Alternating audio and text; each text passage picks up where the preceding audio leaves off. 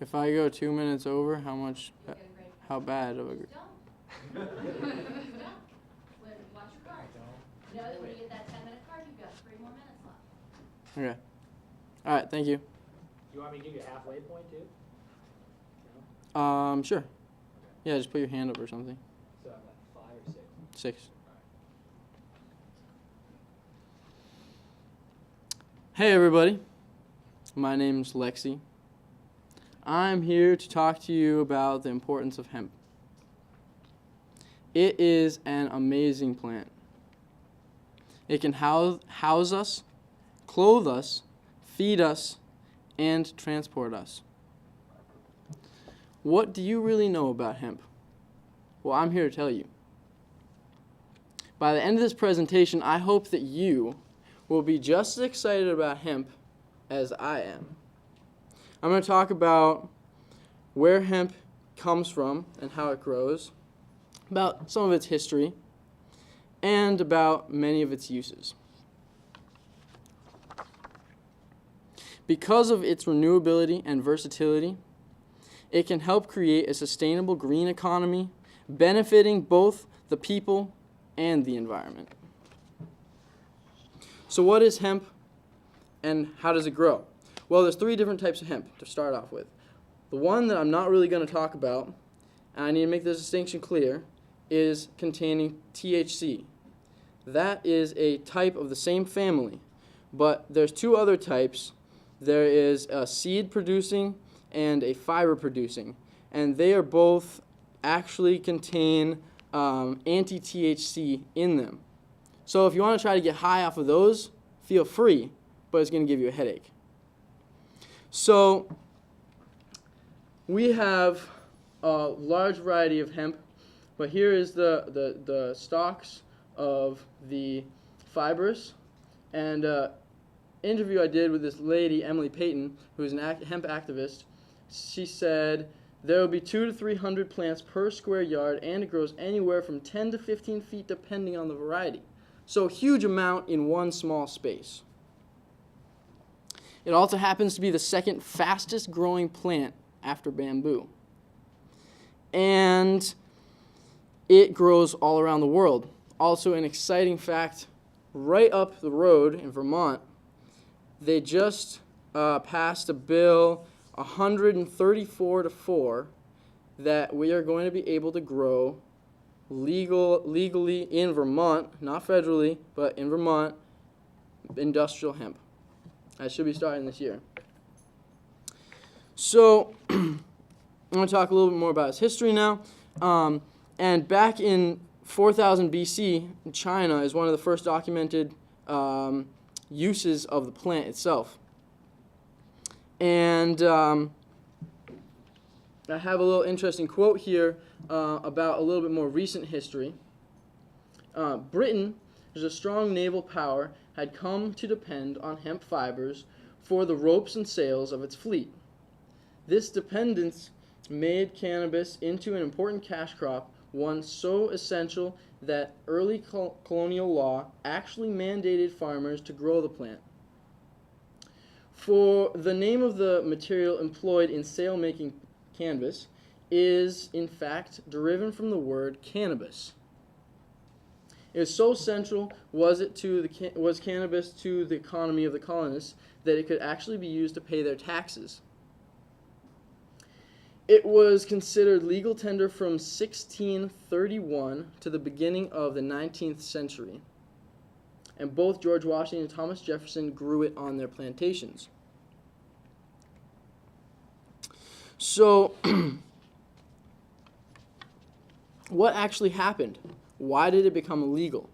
Well, a couple things happened. We're starting the Industrial Revolution, and things started to pick up pace, needed to make things faster. Hemp was really hard to process, and it was very tough fibers.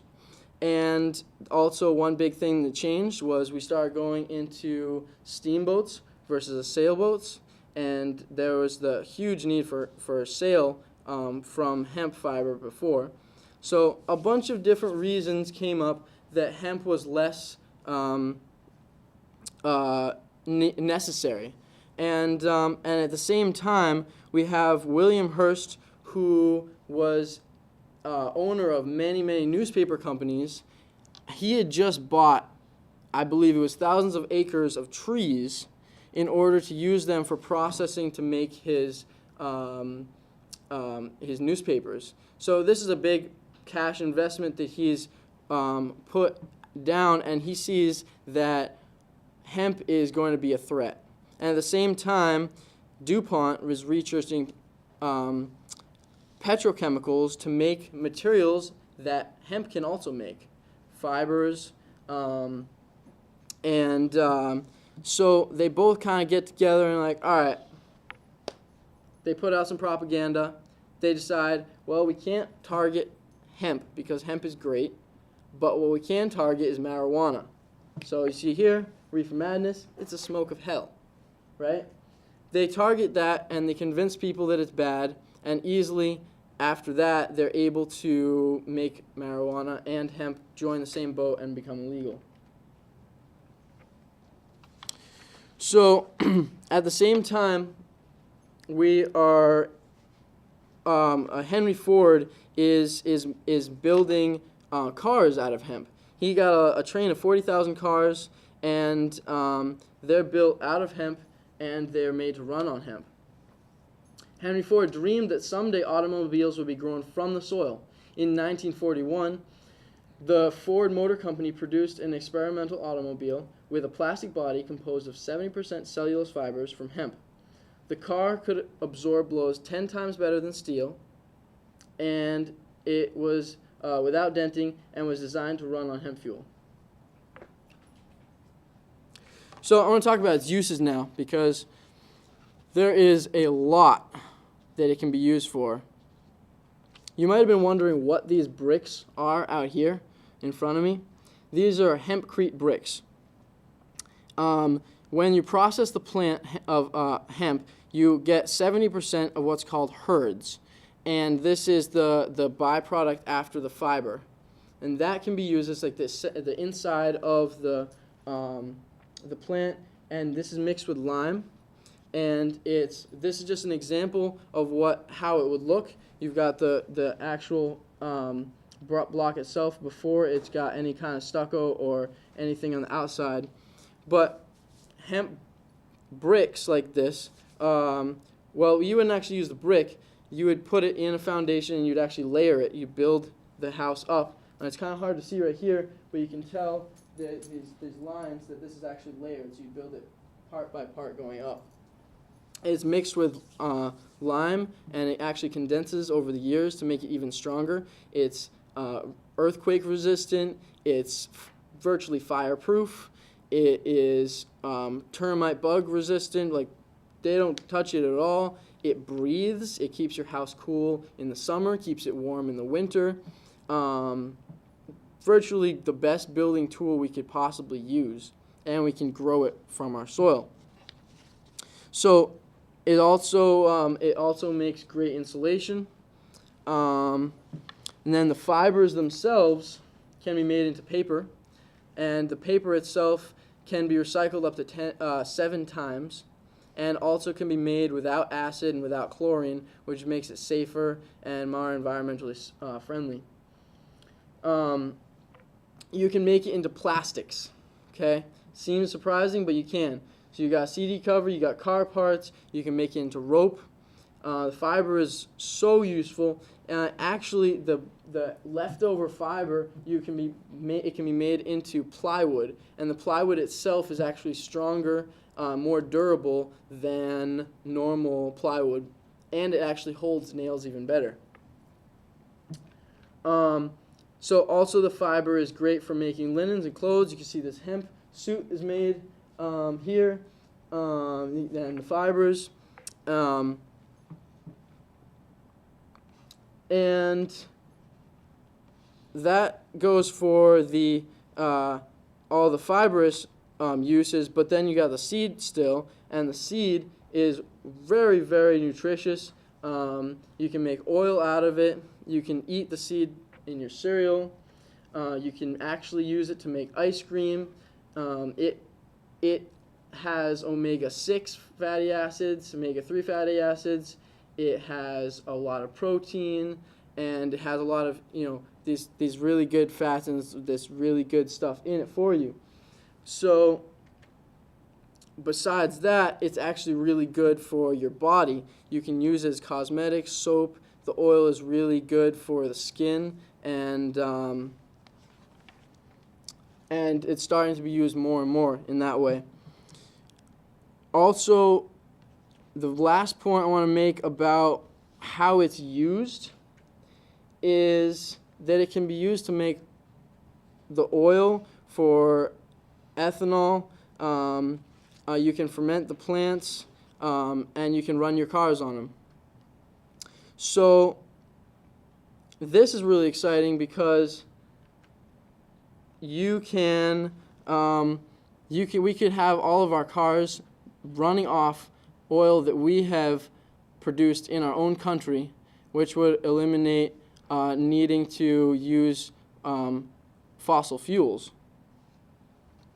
So, quick quote here from Henry Ford again is that he told New York Times reporter that ethyl alcohol was the fuel of future in 1925.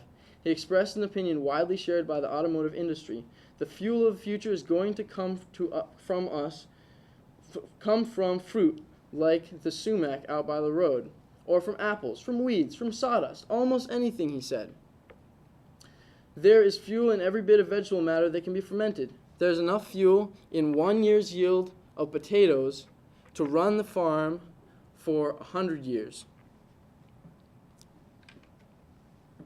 So,